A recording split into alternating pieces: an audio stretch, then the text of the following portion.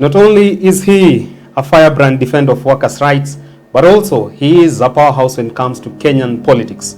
I'm talking about none other than the man himself, KOTU Secretary General Francis Atwoli.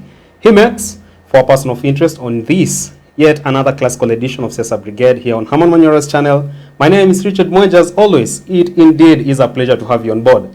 And before I wind up the conversation, as always, we have our Wheel of Time segment. And today, when it comes to matters to do with the life of Herman Manyora, I want to understand where he developed this no-nonsense demeanor, definitely taking no hostages when it comes to state officers who use their public offices for personal gain or rather not to make the best use of taxpayers' money. We also want to understand if he fears for his life at times. Well, that will be coming on later on this particular show, but before that, allow me to introduce my resident guest, Herman Manyora. Yes, Richard. In a black suit. Yeah. Are you part of the, what do they call it, special branch? Yeah. Retired. But I hope not those ones that Lin Jiru has actually led to the public, those who are callous at Statehouse. Which ones? These ones who used to misadvise the President Moi and so forth. They were? I mean, Lin Jiru has opened up on, on those cartels at Statehouse then, even those from the special branch and all that. It's possible. Government is complex. Many people think gambling. Mimi naona tu watu wanasema tutachukua serikali. Serikali si mbuzi unaweza kutoa hapo ufunge. You mean these people even penetrate at the highest office in the land? It's possible. Come on. Government is complex. So for Raila Odinga or Jakoya or Mwaure or Ruto, those people they go with to Statehouse should definitely be men of loyalty and all that? Yeah, loyalty is number one, loyalty number two, loyalty number... That's why Ruto has failed. That's why Ruto has failed? Yeah. Loyalty number one. Loyalty number two. Loyalty. If you are going to work for somebody, under somebody, you have to be loyal. No other if you try anything else, it has never worked. If you look at history, you look at the history of kingdoms, it has never worked the way Ruto wants it to work. It has never. All right. We'll get to that a little bit later on because we'll touch on matters to do with presidential advice and all that. Let's talk about KOTU Secretary General Francis Atwoli. He is a man who currently is sort of an enigma in Kenyan politics. Let's start from the issue of him declaring himself as the de facto kingpin of Western politics. We are seeing one divide led by Mudavadi, the likes of Malala and Boni Khalwale, pull the other divide saying they don't recognize Atwoli as a Luhya elder, and neither can he endear the Luhya vote towards Raila Odinga. Who do you think is the kingpin of Luhya politics? Is it Atwoli as he suggests? If Atwoli was seated here, he would have corrected you. He's not the kingpin of Western. He says he's number 3 in the country. He has said there's Uhuru, Raila, and then himself. I don't know why he will leave Ruto. Come on. I don't know whether Ruto will push him to number 4 or he'll remain number 3 with Ruto number 4. Anyway, that's on a light touch. Yeah, of course, you cannot wish away Atwoli in Western politics. The Mlembe nation politics. All right. You see, politics is about power. And the people who make all sorts of noise, I just look at them and sympathize. Oh, Atwoli is this. Oh, so and so is. It is about power. Nothing else. P-O-W-E-R. Power. So if you want to know Atwoli is important, look at the kind of people who move around him. Look at the kind of crowds he attracts. Look at the leaders, if he calls leaders. If he says he wants to speak to Luhya leaders. Just count 1, 2, 3, how many will come and who are they? How many MPs, how many senators, governors. That's how you know power. Power is not difficult to define. Power is not authority. Power is power. You know? So Atwoli is a powerful politician from Western Kenya.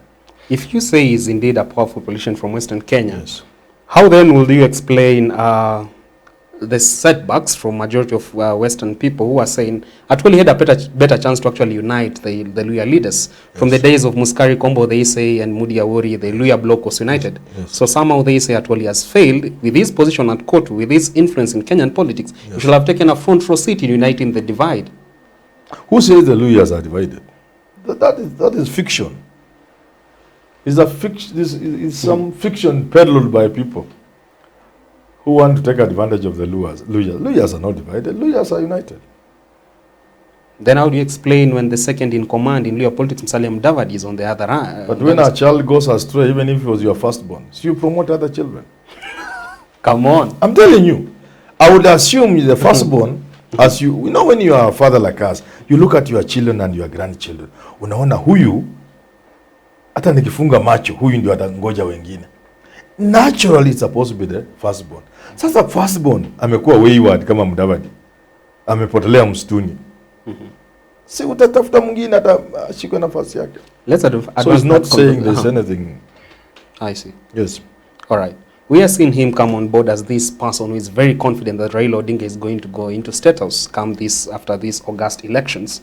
But then again, you have analyzed Kenya politics for a long time, and you know there are wins and losses in there, but it depends with how much you're prepared for the loss. Atwoli is so confident that the Ruto is going actually to Sugoi. Do you think that he'll be ready, or he has prepared himself enough to handle the political shame that probably will come with Raila losing? There are two ways of looking at it. First, Francis Atwoli is a senior member of the Azimio Politburo, or the Azimio team. Top leadership of Azimio is there. Okay? You can't deny that fact. You see what goes on in his Ildamat home, or his Bofa Ocean View home in Kilifi, and even his Khusero home. You see the kind of people who go there, the kind of meetings he holds. So he's a key among the people there, with Raila there, with Uhuru there. So how else would you expect somebody that high in Azimio to speak? He must sound confident. It's natural. The moment you lose confidence, then even your followers will begin to doubt you. So that's number one. And number two, people like Atwoli understand the politics of this country to some very reasonable degree. They understand the politics of this country. Atwoli has been with people like Moi for a long time. They see things more deeply than many people just want to look at boys dancing on the street. They have seen it all. They have traveled this journey of politics, and they know. So they have an eye that can see. Because experience teaches you many things. Age comes with a lot of things, and you learn. You can see far. You can discern things a young man or a naked eye cannot see. But again, doesn't mean he must be right. He could also be wrong. Very few politicians have actually had that skill of where you say discerning. Are you saying of Atwoli being that unique and the first of that state? Yeah, if you look at, even if you follow Atwoli's path to power, you can see he's a skillful political player. Trade union in politics is more difficult than this one of being elected somewhere. It's more challenging. It is more tricky. The elections are more vicious. The interests are many and myriad. All right. To be able to navigate and be Secretary General of Kotu, which is by no means a small thing, and remain there for like 5 terms, you must be a serious player. So you understand, and you are, as a trade union leader, he has interacted with these people, the Mois of this country, the Uhuru Kenyatas, the Railas, and he knows. Because he's not actively involved in their politics, he can see from outside. When you look from outside, you can see things which those, let me tell you this. Atwoli then belongs to the category of a few people who can pull Raila aside and tell him this thing, between us, he can see that. He has a capacity to see, and he can whisper to somebody like Raila. Even Ruto has people on his side who can tell him, he getting kama Raila amekimbia naye. So even as they will be putting on a face, they would know. So that's where somebody like Atwoli is. And he's not the only one. There are other people. There may not be very many such people. But Atwoli is in that category of people. All right. Yeah. Talking about being the right decision maker, or I should say advisor to the president, you've seen Lee Njiru come out and pen his intrigues while he was the press officer in Statehouse during Kenyatta and Moi's regime. And he talks of there being cartels even at Statehouse who actually mislead the presidents for personal gains and all that. Who do you say should Raila ascend to power? The person needed closest to him will be top of the priority, Francis Atwoli. You see, Raila is inheriting government if he takes over, and I think he's taking over, when the country is facing a lot of challenges. And I can tell Raila this openly. If you think you'll be president of this country with business as usual, I know when I say these things, boys in the social media misquoting me, saying Manyora ameenda kwa Ruto, what now? Manyora is saying Raila doesn't have people. What I'm trying to say, for avoidance of doubt, is that you cannot run this country after this election with business as usual. You'll fail. The state in which we are, we are doing so badly as a country, you must come with a different approach to the management of this country. If you just think I'll take so-and-so, minister, so-and-so, what, then you continue to run, this baby will collapse. Sri Lanka is just a step away. Sri Lanka is just a step away. And Kenya is ranked among, countries have been ranked. We are not very far from Sri Lanka. We are just there. The problems facing Sri Lanka are facing other countries, including giants like Egypt. It is that bad? It's bad. This issue that are putting countries on their knees. Borrowing is one of them. The dollar is another one. Many of these other things. You are the economists who should be telling me. And that's why the Southeast, the Asian tigers are trying to kick out the dollar. So when Raila takes over, he must know that it cannot be business as usual. And that's how people like Atwoli come in. I am suggesting to Raila Odinga, form a council of elders, of men who are not tied with the bureaucracy. Now, how you operationalize that is something for you to look at with your advisors, your attorney general and the others. Can the law allow you to do that? Does the constitution allow you? And yes, can you spend government money on them and the operation? Yes or no? They will give you the way out. That's the details are not what I'm discussing here. Because I know some people quickly jump. The constitution does not have that provision. No. Doesn't mean what is not stated cannot be done. It means unless what is being done is in direct violation of what is stated. There's no difference there. It doesn't mean what is not stated cannot be done. Where there is a will, there is a way. Yeah, that's so I'm saying he should have a kind of council of men and women, few, who are hawk-eyed. They are able to look at this country from far, down, up there, and sit down like an eagle and say, we have to change this route and go in this direction. And then they brainstorm, they talk, and then what they have talked is put in some formal, given a structure. The issues are distilled and put in some kind of blueprint or policy document, which then receives officialdom via maybe cabinet and onwards implementation by line ministries and departments. There are people advising the president, Raila Odinga. There are people down there, there are people, other set of people advising Oparanya at the treasury. You can put that kind of arrangement and those kind of structures almost all the sectors. So you have a team of people. They are not tied by anything. They are not ministers. They are nothing. But they are built to see. And that's how cities like London are run and other places and things done elsewhere in the world. So there's a team looking at tourism. I say we've been getting $100 billion, 100 billion shillings. Can't we make it $1 trillion? So for the next 3 months, we are going to brainstorm until we see how tourism in this country will bring in $1 trillion from the current billion. So they look at the house, the challenges, back and forth. And then they leave it to the Minister of Tourism to be able to implement, to use the machinery of government and through policy documents, through working papers and blah blah, then cabinet, then bills, and so then they implement. I see. That is, to me, is the approach Raila Odinga would need to use, and that's how people like Atwoli come in. All right. Yeah, and Atwoli will be at the apex, because I have sat with Atwoli. Make no mistake. And when I say this, people say, "Oh, this is just a..." Make no mistake. That's a brilliant man. The man is traveled, and he understands the world. All right. When you talk to him, people talk about people because they have not talked to them. When you talk to Atwoli, you see you are talking to a professor, an experienced professor, a global citizen. Yes, he understands. He's traveled a lot, and he understands the world. He understands how economies work. If he came on this show and you discussed economy, people will be saying, "This is Atwoli we have been seeing." And I wish he should come one of these days. He should come to on your show. Yes. Just tell him how would you advise Raila in the sector of tourism, for example? In 10 minutes, people, if it is live, the show will be on fire.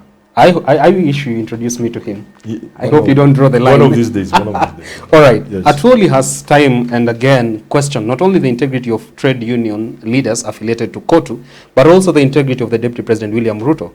And some will say that he is using this as a political tool just to gain political mileage, I should say, for the Azimio la Umoja One Kenya Coalition Brigade. You've talked of him being this global citizen with so much comprehension on matters efficiency running of the government and its resources therein. Could there be an ounce of truth from Atwoli's allegations that Ruto, not once, not twice, has wanted not only to get some money from NHIF, but also been implicated in a number of scandals just to get taxpayers' money? You know, to be fair to Atwoli, Atwoli began talking about Ruto in 2014. There was no Azimio in 2014. 2014. Was Azimio there? No. It wasn't. And in fact, he wasn't that much at the forefront of Raila's campaign, as far as I can remember. So it's not because of Azimio. What he says, and we have no other thing to go by. We can only go by what he says. And what Ruto says. Ruto says Atwoli is a stupid person. So we say, okay, that's what Ruto has said from the UK. Atwoli says, while at the NSSF, there was a young man, actually a friend of mine. Yeah, NSSF. NSSF. Yeah, yeah. That guy was the managing trustee. Very good friend of mine. We used to stay with him in Langata. Some of these young men who really go up, and I'm very happy for them. I think either because of him or his own ways as a deputy president, Ruto wanted to influence, to leak NSSF. He wanted to just say, and with the minister who was compliant, I think it was Kazungu Kambi or something like that. I think it was Kazungu Kambi. Labour CS. So yeah, so the minister in charge of NSS, the Labour CS, I think the MD, things of that nature. I'm not. So he's in short, what he says is, Ruto was going for the money of NSSF. He, Francis Atwoli, stopped him, and that's how the differences began. But I'm very cautious with my words. I've told you that's what he says. All right. We are not saying it is true. Even when Ruto says Atwoli ni mjinga sana is stupid, that's what Ruto is saying. I'm not saying it is true that Atwoli is stupid. I'm just saying that's what they are saying about each other. So that's how you judge it is your problem. There are those who will actually question his demeanor when it comes to addressing the deputy president of this country. Even if Ruto is not out of government, he's still the second in command in this country. Correct. But then how do you explain a political leader and a trade unionist of that stature to say, call the deputy president, who kijana mdogo, mjinga, and all that manner of sentiments was always channeled to Deputy President William Ruto. There are those who say, in as much as they have political differences, he should not stand to that level, stoop that low to actually abuse the deputy president. What you are saying of Atwoli is what you can say of all our leaders. Not so long from today, I mean back 2-3 days, Atwoli, Ruto was calling alikuwa anasema Kenoti awache ujinga, shenzi, jinga. He himself called Atwoli stupid, and he has said many things. Uhuru has said many things about other leaders. And this is what our leaders do.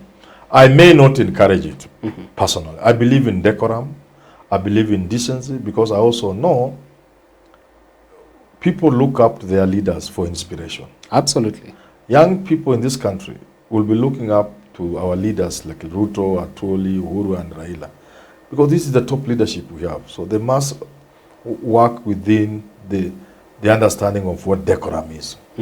They must live up to the dictates and thinking of Article 10 of our Constitution, that calls upon leaders to occupy those positions, knowing we look upon them. And they must be good examples.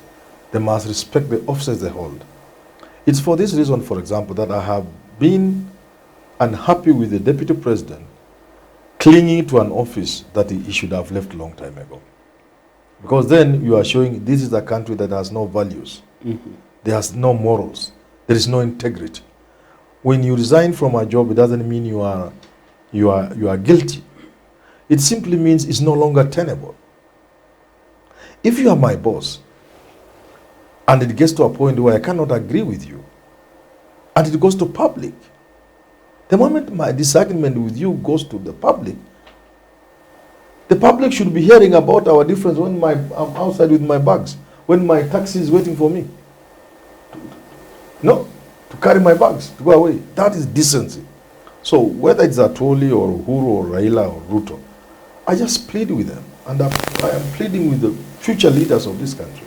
When you reach at a certain level, and I think I have been telling like members of parliament, people don't even know if you are an MP. You are on top 1,000 people that will influence the future of this country 200 years to come. The future of the grandchildren of our children is being determined by less than 1,000 people. And if you are an MP, you are one of them. They don't seem to understand. So if you are somebody at the level of Ruto, you must understand the weight of responsibility and expectations on your part as a leader. And therefore, it can't just be Atwoli alone. It can't be Ruto alone. It's all of them. Should cut across. And I think as a country, we must make a complete departure from that, where you disagree with somebody, but you don't call them names in public. All right. Yeah. You are a top-rated and seasoned political strategist and analyst, and you'll agree with me that the Kenyan electorate has over time been excited by populist statements from those on the campaign trails. Atwoli has gone big on that, especially this year with the Shenzi, Kate miti sugoida, panye tolewe kwa meza. As a political strategist and analyst, this far for Azimio Brigade, would you say that that kind of exciting populist statements have worked in favor of Azimio this far? You know, politics is strange. Sometimes you may think you'll go to talk to people about the economy. And my friend, you are wasting your time. People also want some little entertainment. They want to be carried away. Like Babu Owino. So the moment Atwoli stands in the Azimio rallies, if he's not given a microphone, if they know the meeting is coming to an end, I saw it in Kakamega, people will be crying. They want Atwoli to be given the mic. Because he'll say things that touch them. And I watched the debate between Rigathi and Sakaja, between Rigathi and Martha Karua.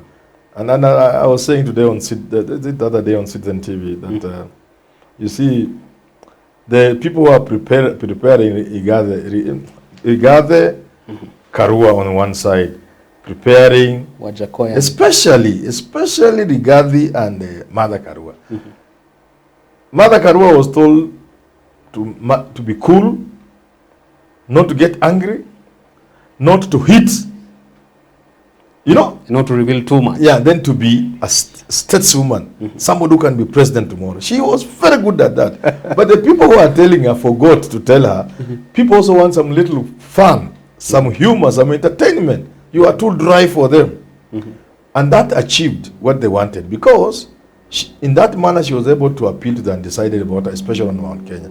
But she fell on this one of getting claps and shangwe and so on, that is sometimes used in ranking who did best. Now Gachagua, on the other hand, dwelt so much on the cheering. You hit and everybody's happy about it. The only unfortunate thing with that is that you are appealing to the people who are already on your side. That's why they are cheering you wildly, because they are already UDA. So you are not getting one extra vote. So a combination of the two is what, in my view, if I was, for example, preparing Raila for debate, I will tell them, what you do, mix the seriousness with the lightness. So when Atwoli is speaking, to answer your question, Atwoli is playing that role now. Because when you see Martha Karua even in the public rally, hey, she's a serious lady. She's talking about serious things. And she's like educating people, taking them through. So for young leaders like Ndindi Nyoro and the rest in that battalion, Didmas Barasa, it's something that they should emulate for their better good in future politics. And they play the same role. But you see, they don't have the stature Atwoli has. So again, it's not just making fun like Babu Owino or Didmas Barasa or Murkomen. Those ones are also good, they entertain. But they don't have the stature that Atwoli has. Atwoli has stature. So much as he makes people laugh and entertain, he's also influenced their thinking, their opinion, and therefore swaying where they can vote. Shaping thoughts. Yes, shaping. All right. As we come to the tail, let me ask you this. We are seeing, should Raila ascend to power, Atwoli will still be the Secretary General of COTU. There are Kenyans who actually are reaping minimal, all thanks to the harsh economy. The others are saying the minimum wages in this country have to be addressed. What should be the top clarion call that Atwoli should actually make to the president, that is Raila, should he be elected on behalf of the Kenyan workers? What is that dire need that should be addressed? Atwoli is a citizen trade union.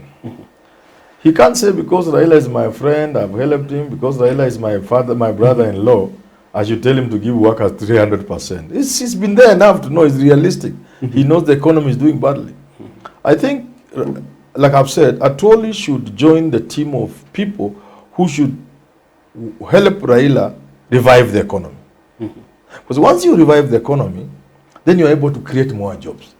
In my thinking, more jobs would be more urgent. First of all, securing the jobs we have. Atwoli played a key role, and you know, I'm close to him, and I know. People are saying, what did he do during Corona?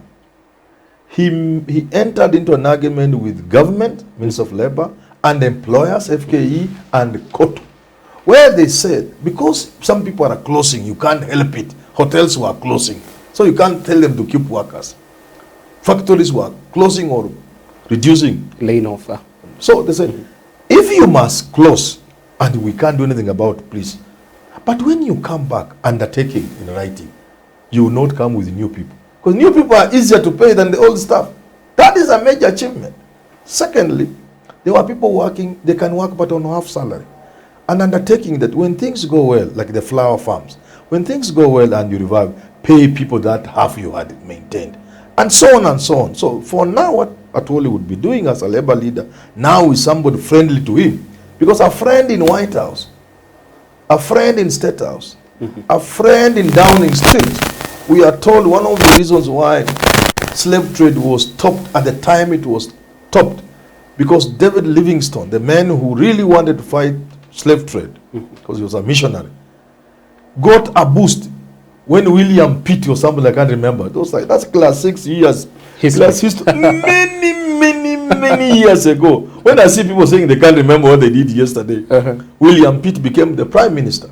I think if I'm getting right, it gave David Livingstone a boost, and indeed, within a couple of years, they ended slave trade. So for Atwoli, some of the things he has wanted to implement, the trade union, can be implemented with Raila in Statehouse, and the workers can gain. But my thinking is, help Raila with your ideas and other people's to revive the economy.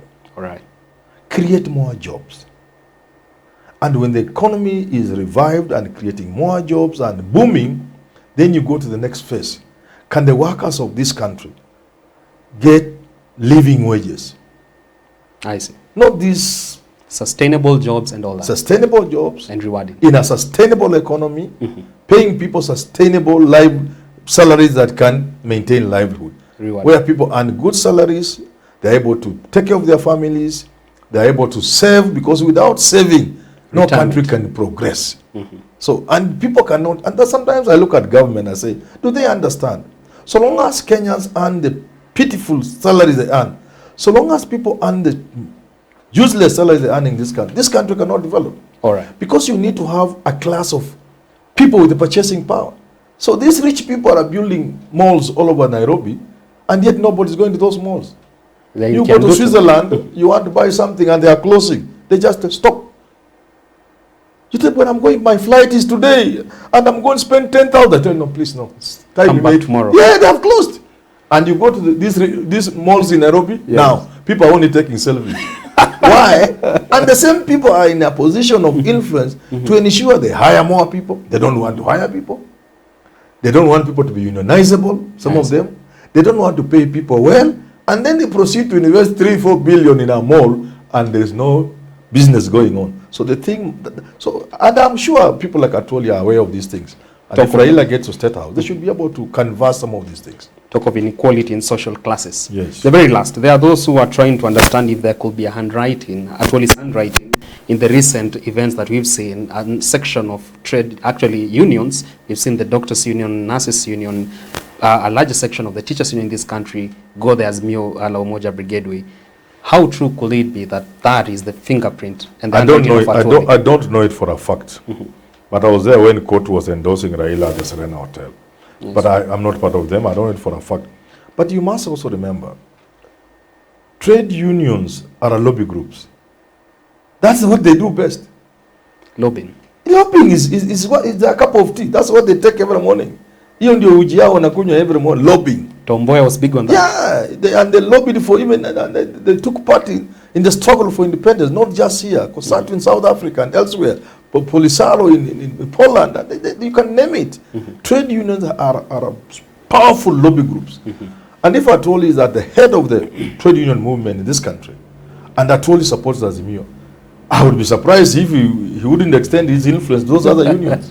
He's such an asset to Azimio Brigade. Oh, certainly, obviously. All right, well, actually, that's where we wrap it all together here on Siasa Brigade, this classical edition. But of course, your exciting dosage of Wheel of Time segment is just coming in right now. And today, sir, you've been bold on TV, on radio, on digital platforms out there, taking no hostages. When it comes to state officers who are using their public offices for personal gain, you've boldly spoken against billionaires. You've questioned multi-millionaires, top people in government, that even Kenyans sometimes wonder, is this guy walking around with a police escort or something? Doesn't he fear for his life?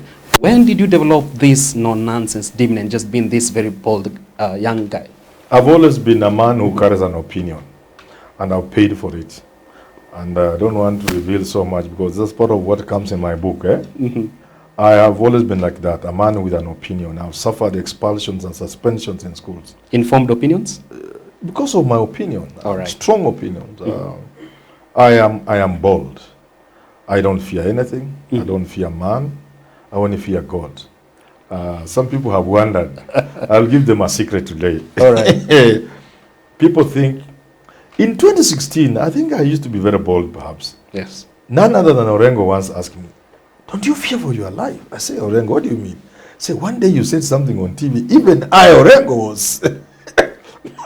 Kenyans always ask the same one day I was at Citizen TV and Junet Mohammed gave me a lift. And he asked me, this is how you travel? You drive yourself? No, I was not even driving. He gave me a lift. So, just like this. You don't fear for your life? I don't. One, I never offend anybody. Never. Number, even this Ruto man, people think I'm bad to Ruto. If Ruto became president, he'll give me a job because I have never insulted him. One, I never insult people. I'm never rude to people. And those who are keen will see one thing about me. I speak from the bottom of my heart. And in the deepest of my heart, from my inner soul, there's nothing but love for this country. That drives me. Love for this country. And why they don't take me down is because they know I'm just a simple man who owns nothing. They used to laugh. This Manyora 2017, 16. In matatu. We Manyora anaenda kwa TV anatukana alafu anaingia matatu. Because they would know. The intelligence will know. This guy anatukana watu alafu anaingia matatu. University students are always shocked when they see on the streets. Yeah, I'm not a rich man. I'm just a simple man, and I don't hurt a nini. Let me tell you, and I was telling, let me not mention him because he's working in a very, very sensitive office. I met him recently with all these elections going on. I told him, my friend, your job, you can even lose your life. But let me tell you something. If you refuse to be compromised by people from this office, this office can bring down the country. Let me not mention which one. You are safe so long as people call you foolish.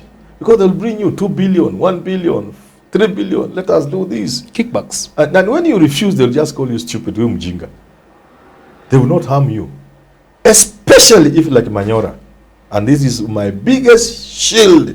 People are wondering, forget about this time, in 2016, 2017. My biggest shield is the people who would have been worried about Manyora. They never had me meeting Orengo or Raila or who during the NASA day. Never. I just come from where I come to my humble abode. Nakula murenda yangu pole pole. Kesho naamuka nakula muhogo naenda kupiga kelele ingine. So I was telling this guy, so long as you do not understand, so long as you do not hold clandestine meetings with one side or the other in these problems we are handling today, so long as you do not engage in telephone calls with the people who people could suspect are influencing you in doing your job. If he's hearing me, you will know this is what we discussed. I told him, you are safe, nobody will touch you. So for me, I do not fear because the things I say because I love this country. They are from the bottom of my heart. And I want this country to be better. I want the children of this country to live a good life. I get very hurt when I see people living the lives they live in Kibra and those other places. I know what it means to suffer. I've not been brought up with money. I know all those things. So you are safe if you are sincere, if you do not insult people, and if you do not attend clandestine meetings and keep on phone with funny characters. Kila saa wanakupigia. Come to the embassy. One day I received a telephone call from somebody when he had just been arrested and over guns and what. I told my friends, hey, you Jamaa is strong. If you receive 10 such a calls, then you begin to worry. So Manyora is a free man. He's safe. I use a matatu. I drive. I live simple place. I have no bodyguard. You take African tea? I take African tea. And I sweet take potatoes. uji in town.